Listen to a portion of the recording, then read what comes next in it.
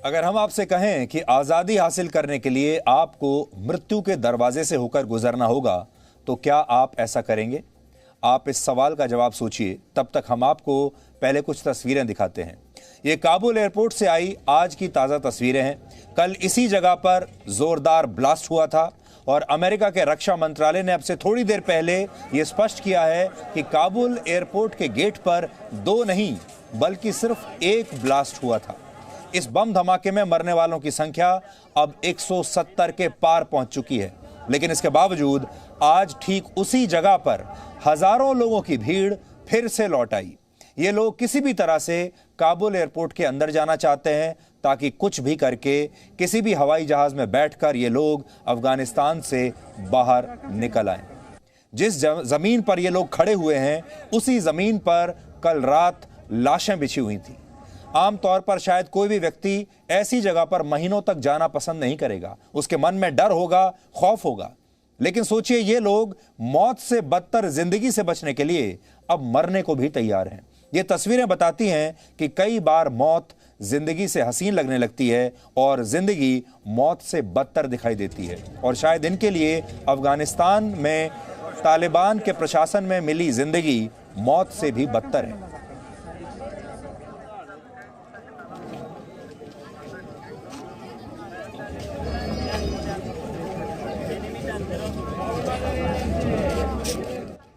ये 2 तस्वीरें हैं, एक कल की तस्वीर और एक आज की तस्वीर। अगर आप देखें तो आज भीड़ फिर से वहीं पर लौट आई है। इन लोगों को लगता है कि तालिबान की गुलामी में अपनी आत्मा को तड़पाने से अच्छा तो आत्मघाती हमला है। इनके एक तरफ तालिबान है तो दूसरी तरफ हमला करने के लिए तैयार ISIS के आतंकवादी हैं। लेकिन आज़ादी की चाहत ने इनके मन से मौत के डर को हमेशा के लिए समाप्त कर दिया है। ये सब मरने के लिए बिल्कुल तैयार हैं। इसीलिए आज फिर वहीं लौट आए जहां कल 170 लोग मारे गए। इसलिए जहां सुइसाइड बॉम्बर्स का डर है, वहीं ये लोग खुद एक सुइसाइड स्क्वाड बनकर खड़े हो गए हैं। आपको लगता होगा कि ऐसे शब्दों का इस्तेमाल सिर्फ आतंकवादियों के लिए होता है। जब हम सुइसाइड बॉम्बर की बात करते हैं तो आपको लगता होगा कि आतंकवादी ही हो सकता है। लेकिन इस खतरे के बावजूद ये लोग एक तरह से आत्महत्या ही करने के लिए तैयार हैं, क्योंकि इस भीड़ में खड़े होना एक तरह से आत्महत्या करने जैसा है। और इस आत्महत्या के लिए ये सब लोग तैयार हैं। एक लॉटरी की तरह एक चांस लेना चाहते हैं। जैसे आपको पता होता है कि लॉटरी में 99% चांस तो यही है कि आपकी लॉटरी नहीं निकलेगी, लेकिन कौन जाने 1% लोगों की लॉटरी निकल भी आती है। उसी तरह से ये लोग भी खड़े हैं। 99% ये जानते हैं कि यहाँ से निकल नहीं पाएंगे, लेकिन फिर भी ये उम्मीद है कि शायद 1% लोगों में उनका नंबर भी आ जाए और इसके लिए वो मौत का रिस्क उठाने के लिए भी तैयार है। और ऐसा सिर्फ काबुल एयरपोर्ट के बाहर नहीं, कुछ दिन पहले पूरी दुनिया ने ये तस्वीरें देखी थी जब एयरपोर्ट के अंदर अफगान नागरिक अमेरिका के विमानों के पीछे भाग रहे थे और इन विमानों से लटक गए थे और किसी भी तरह से इन विमानों में लटक कर काबुल से बाहर निकल जाना चाहते थे। और इस कोशिश में विमान से गिरकर कई लोगों की मौत भी हो गई थी।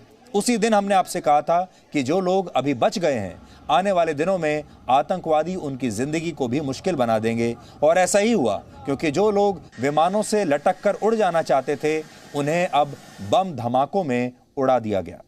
यानी काबुल एयरपोर्ट की इस दीवार के दोनों तरफ अब मौत है। इस तरफ भी मौत है, उस तरफ भी मौत है।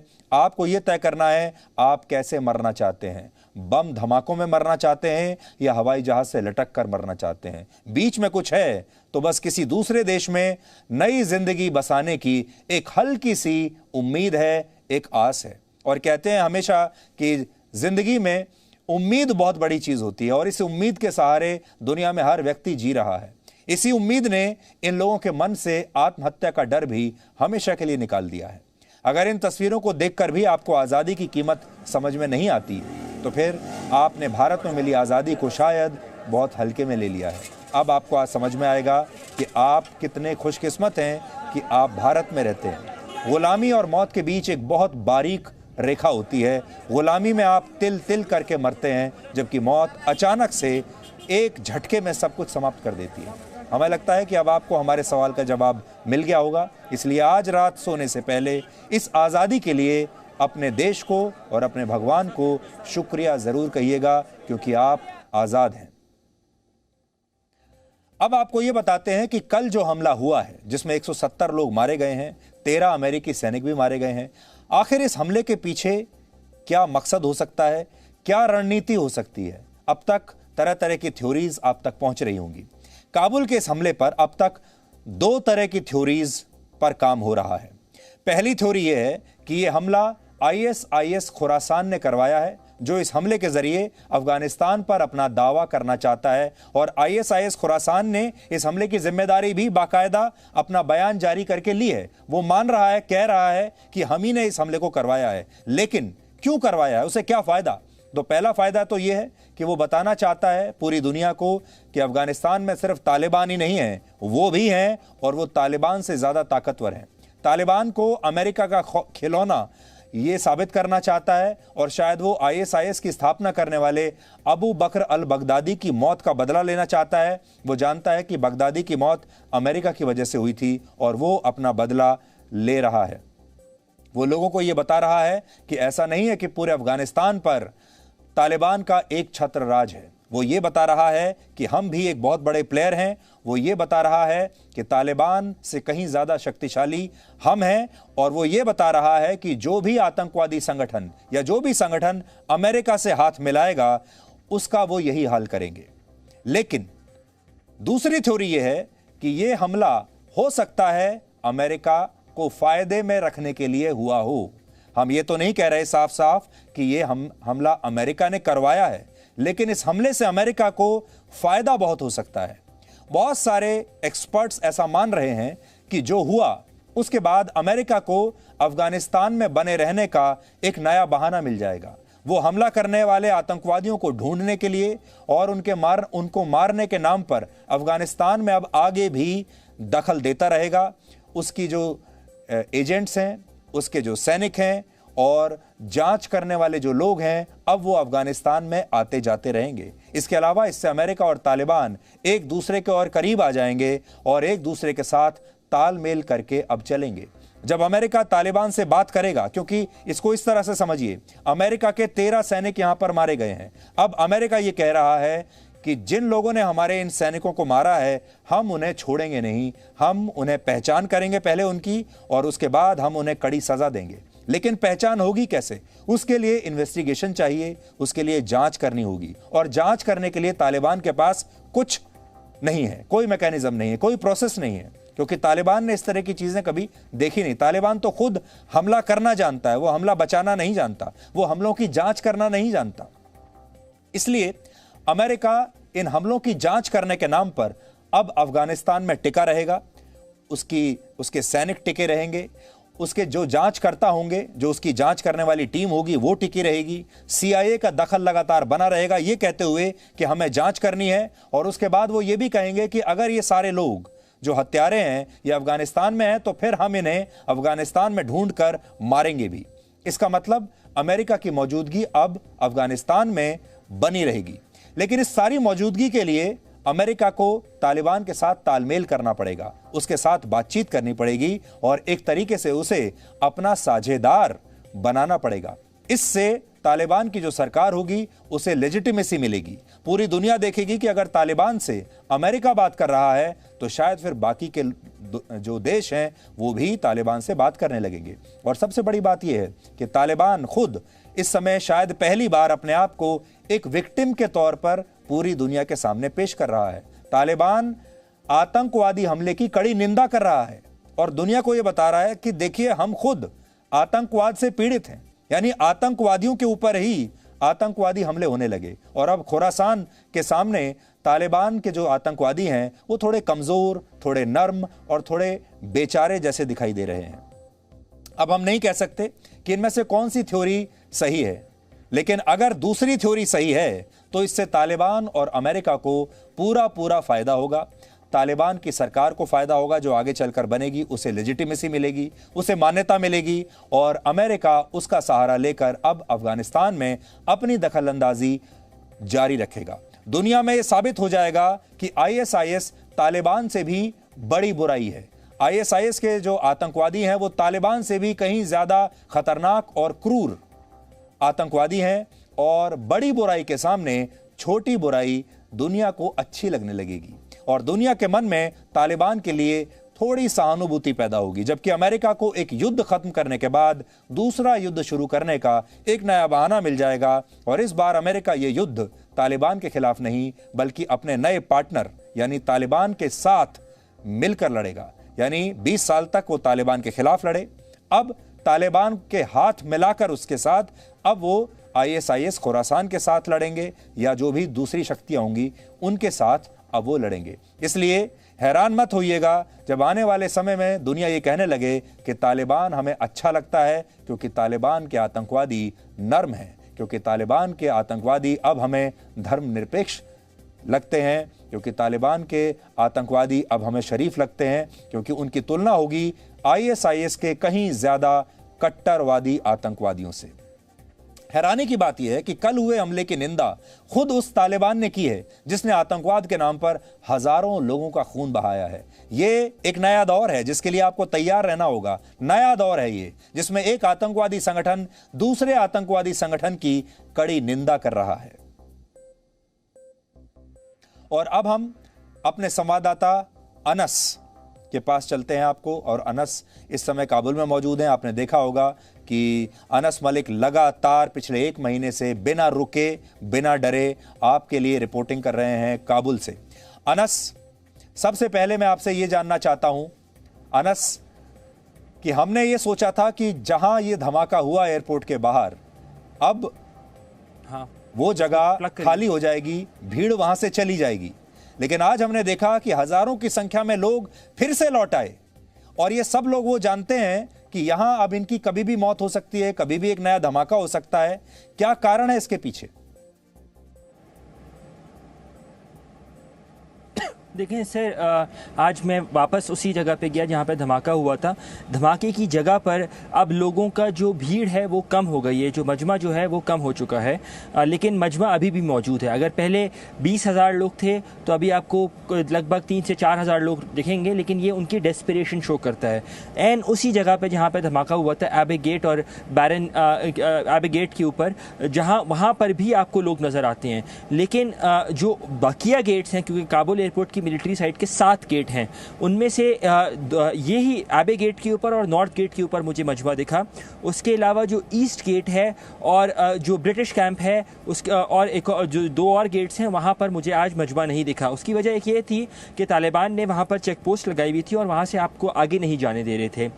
हमारे पास वो परमिट्स भी थे जो इनकी इत्तलात व फरहंग की जो मिनिस्ट्री है, जो ministry of information and culture है, उसके बावजूद भी, परमिट्स होने के बावजूद भी हमें वो जाने नहीं दिया गया। यहाँ तक कि उस मुकाम पे जिस मुकाम पे मैं कल मौजूद था और हम जहाँ से कल लाइव कर रहे थे, हमें वहाँ तक भी नहीं जाने दिया गया। उनका तालिबान का ये मानना है कि थ्रेट परसेप्शन अभी ज़्यादा है, लेकिन उसके बावजूद भी लोग आ रहे हैं। उनको चेक, थोड़ी सी एक सेम्बलेंस है कि चेक करके जाने की कोशिश की जा रही है। तमाम तर बैग नहीं खुलवाए जा सकते, उनका ये मानना है। और हमें भी उन्होंने चेक किया, एक थोड़ी सी तलाशी उन्होंने बिल्कुल ली हमारी, और उसके बाद उन्होंने हमें जाने दिया। लेकिन लोगों से जो मेरी वहाँ बात हुई, वहाँ पे उनकी डेस्परेशन है, वो चाहते हैं कि वो जल्दी से जल्दी इस मुल्क को छोड़ के चले जाएं, क्योंकि यहाँ पर उनको खौफ है कि जब तालिबान का गलबा आएगा, जब उनकी इंटरिम जब उनकी गवर्नमेंट फॉर्मेशन होगी, तो यहाँ पर सख्ती बढ़ेगी। उनको 99 और 96 के दौर जो है वो अब तक उनकी यादें उसकी ताज़ा हैं, जिसमें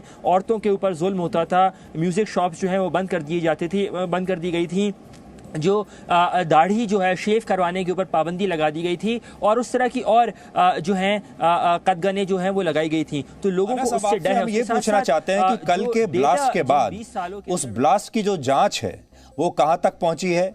और हमने ये भी देखा कि जो IS खुरासान है उसने जिम्मेदारी ली है कि हम ही ने ये ब्लास्ट कराया है, लेकिन बहुत सारे लोग ये भी कहते हैं कि ये जो ब्लास्ट हुआ है इससे असल में सीधा फायदा अमेरिका को भी होगा और इससे सीधा फायदा तालिबान को भी होगा। सोचिए, ऐसी स्थिति आ गई है जब तालिबान अपने ऊपर हुए इस आतंकवादी हमले की निंदा कर रहा है, कह रहा है कि देखिए हम तो खुद they are playing a victim card.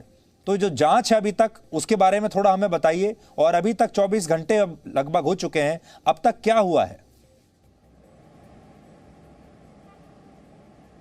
देखिए सर, 24 घंटे से ज़ायद का वक्त गुजर चुका है। तालिबान की जानिब से एक कमेटी बनाई गई है और उस कमेटी की सरबराही जो काबुल के इंटेलिजेंस चीफ हैं तालिबान के, उनका नाम है मौलवी नईम रहबरी, वो उसकी सरबराही कर रहे हैं। तालिबान के जो ज़राए हैं वो कहते हैं कि उन्होंने कुछ हेडवे भी किया है, कुछ अरेस्ट भी किए हैं लोग, कुछ लोग हिरासत में भी किए हैं, गिरफ्तारियाँ भी हुई हैं, जिनको जल्द ही मीडिया पर लाया जाएगा। तालिबान ज़राए का ये दावा है कि उन्होंने 3 आईसिस के लोगों को अरेस्ट किया है। उनका ये दावा है, इस दावे की अभी तक इंडिपेंडेंटली तस्दीक नहीं की जा सकी और अभी तक हमें ऑफिशियली भी कोई चीज़ कन्वे इस तरह से नहीं की गई है। लेकिन तालिबान के जो तर्जुमान हैं ज़बीहुल्लाह मुजाहिद, उन्होंने एक बयान हमने उनको रिक्वेस्ट किया तो उन्होंने हमें बयान में बताया कि ये धमाका जो है वो सिक्योरिटी ब्रीच था यूएस साइट के ऊपर और उसकी इन्वेस्टिगेशन जारी है।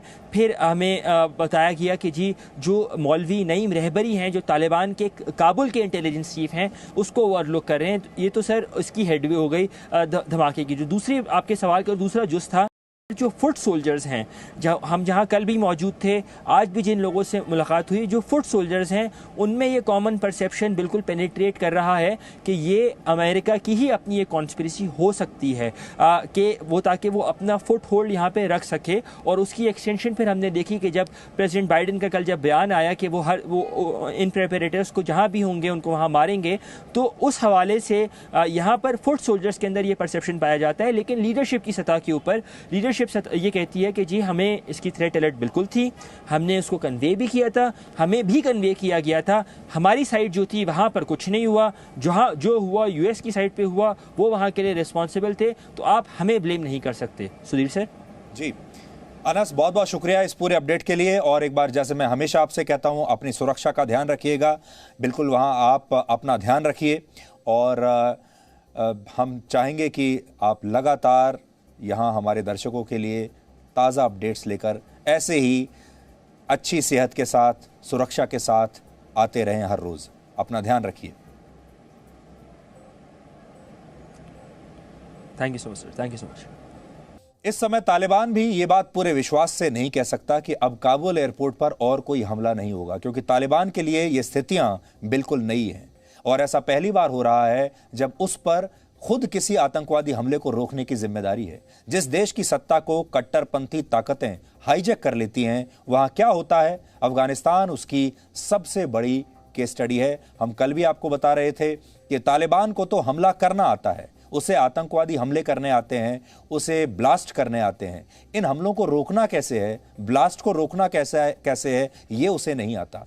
ब्लास्ट होने के बाद जब बड़ी संख्या में लोग मारे जाते हैं, कानून व्यवस्था कैसे कायम करनी है, ये उसे नहीं आता। इन ब्लास्ट की जांच कैसे होगी, ये उसे नहीं आता। सबसे बड़ा दर्द अफगानिस्तान के उन आम लोगों का है जो ना तो पुलिस से मदद मांग सकते हैं, ना सेना से मदद ले सकते हैं, और ना ही वहां पर कोई सरकार है जिससे वो अपील कर पाएं, क्योंकि ये तीनों ही वहां पर है नहीं।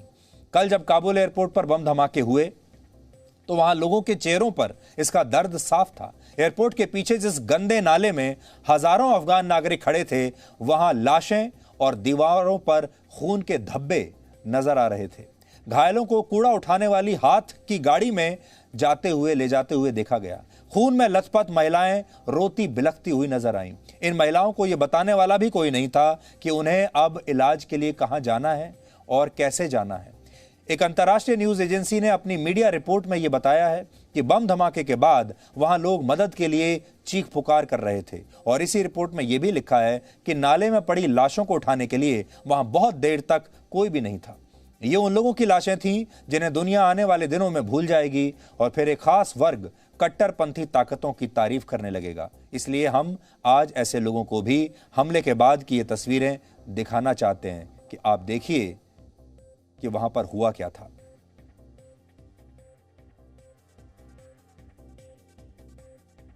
Presenting B News app, available on Google Play and App Store. Download it now.